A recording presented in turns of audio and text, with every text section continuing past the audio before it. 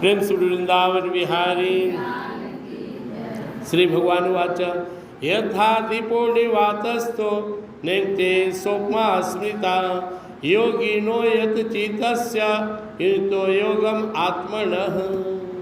पूर्व के श्लोक में भगवान बोले कि यदा विनियतम चित्तम आत्मेवावतिष्ठते, लगातार प्रयास करते करते मन को एकाग्र करते करते हमारा मन स्थिति स्थिर हो गया, हम अपने चित्त में एकाग्र हो गए। चित्त के में एकाग्र होने का अर्थ है अपने अंदर में जो अंतरात्मा परमात्मा है उनकी अनुभूति हो गई, उनके साथ जुड़ गए तो सारी इच्छाएं खत्म हो गई और हम स्थिर हो गए। तो हमारी चित्त की स्थिति कैसी होगी? भगवान कहते हैं कि जिस योगी का चित्त अंतरात्मा परमात्मा से जुड़ गया उसकी अवस्था उस दीप के समान होता है, दीप की लौ के समान होता है जो वायु रहित स्थान पर होता है।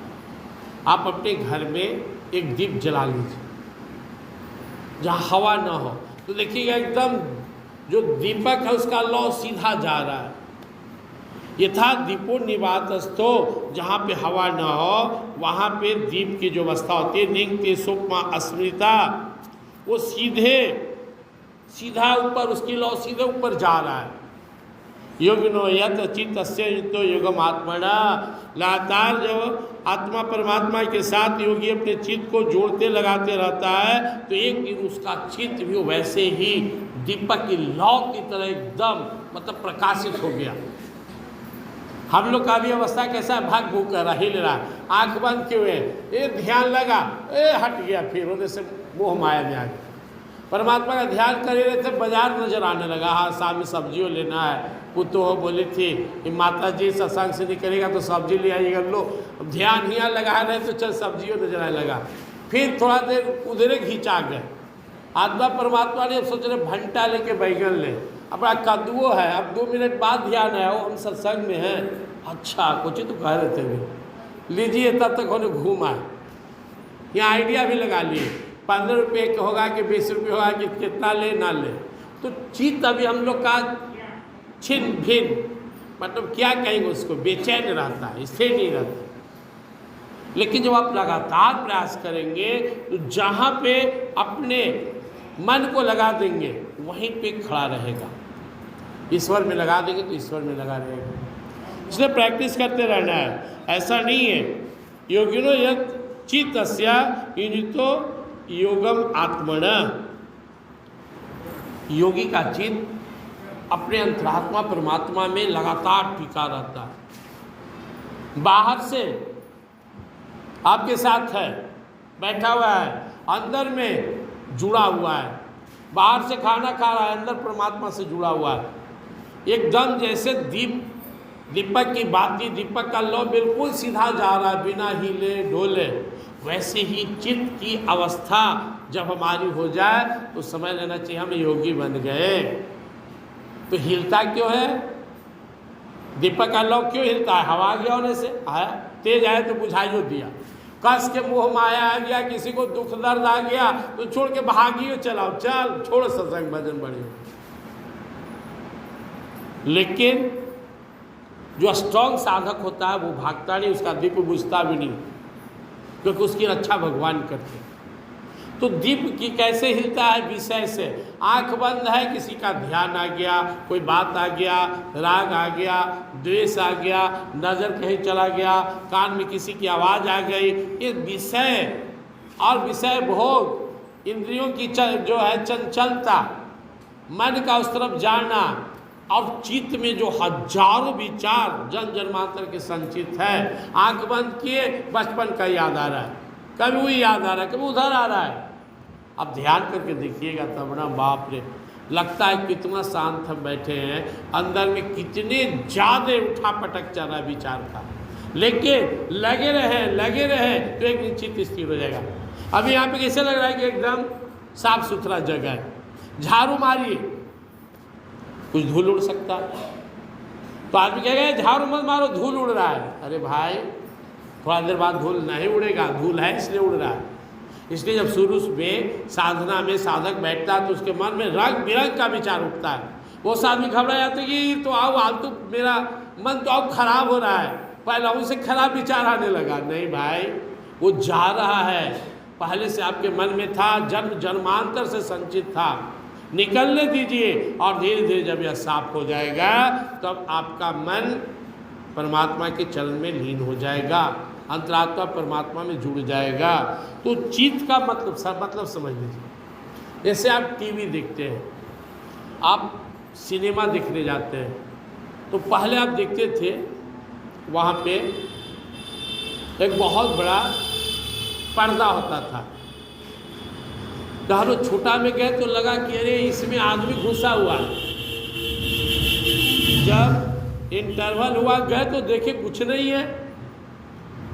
तो जो बड़े आदमी तो समझा, वो सामने देख लो ना, वहाँ रील, वहाँ से लाइट मारता है और वही यहाँ पर फिगर बनता है, यहाँ कोई नहीं है। तो वैसे जो हमारा चित्त है, ये हृदय में चित्त का दो भाग होता है, एक वाह एक अंत। वाह है बाहरी दुनिया है, अंत अंदर की दुनिया है। और ये दोनों चित्त पर जितने भी हमारे मन में विचार हैं, जन्म जन्मांतर के संचित संस्कार है, यही प्रकट होता है। इसलिए हम अरे लगातार विचार पास करते रहता है, कभी खुशी के, कभी गम के, कभी बीते हुए बात, कभी आगे की चिंता, कभी दोस्त का, कभी दुश्मन का, कभी आज का, कभी कल का, रंग बिरंग की बातें इससे गुजरते रहता है। हमें क्या करना है, उसको पकड़ना नहीं है, जाने देना है। अचानक मन में आ गए दादी का याद, शांत रही, थोड़ा देर वो खत्म, वो विचार आ जाता है। सब यहाँ बैठे हुए हैं तो देखते कहीं कहीं 2-4-5 के चूहा के बच्चा आ जाता है दौड़ते हुए, चुटरी, फिर भाग गया, आ रहा है जा रहा है। अब आप भी दौड़ने लगे पीछे पीछे, जब आए तो दौड़िए, तो आप भी बेचैन हो जाइएगा, आया गया।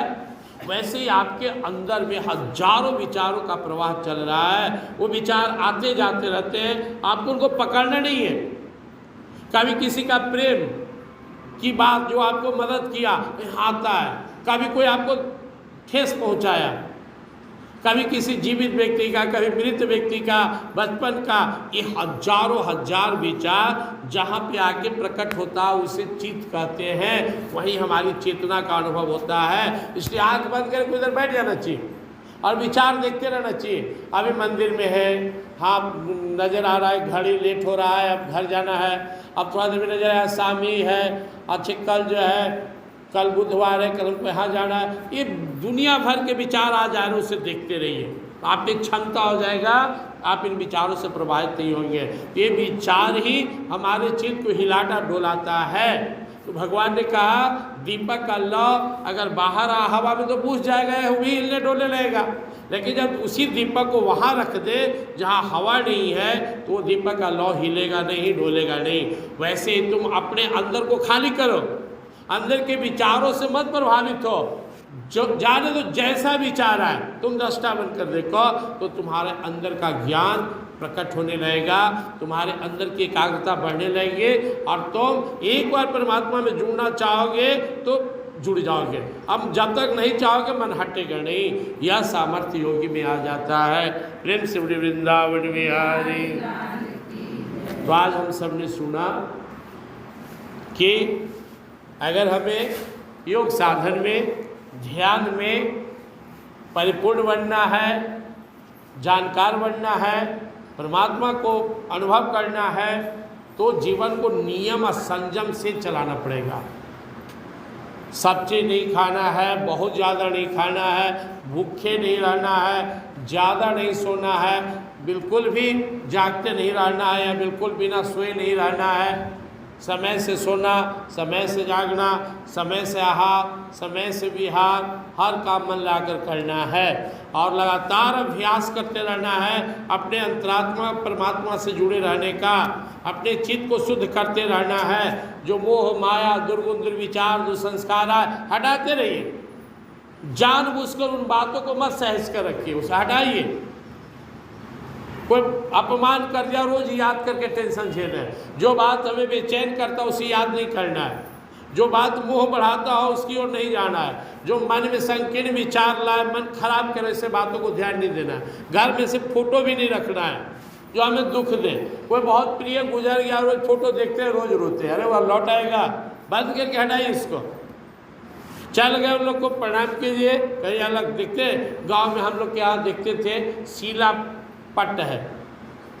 जब छोटा थे तो पूछते थे अपने गार्जियन से पत्थर और नाम और फोटो किसका है, तो चले गए, ठीक है चले गए एक जगह प्रणाम, और उसको देखे तो सोचे कि एक दिन हमको भी जाना है।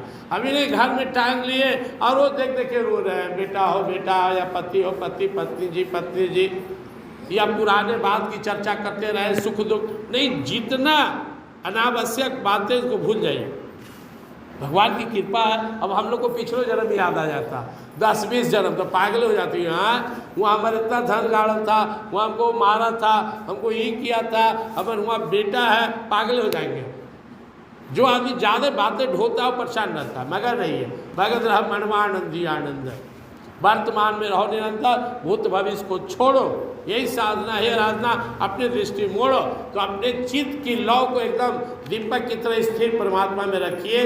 अनावश्यक बात मत सोचिए, झूठ सच में ज़्यादा मत फंसिए, लगे रहिए लगे रहिए लगे रहिए लगे रहिए, आपका बेड़ा पार हो जाएगा, काम बन जाएगा। प्रेम से वृंदावन विहार राजा रामचंद्र की सत्सनातन।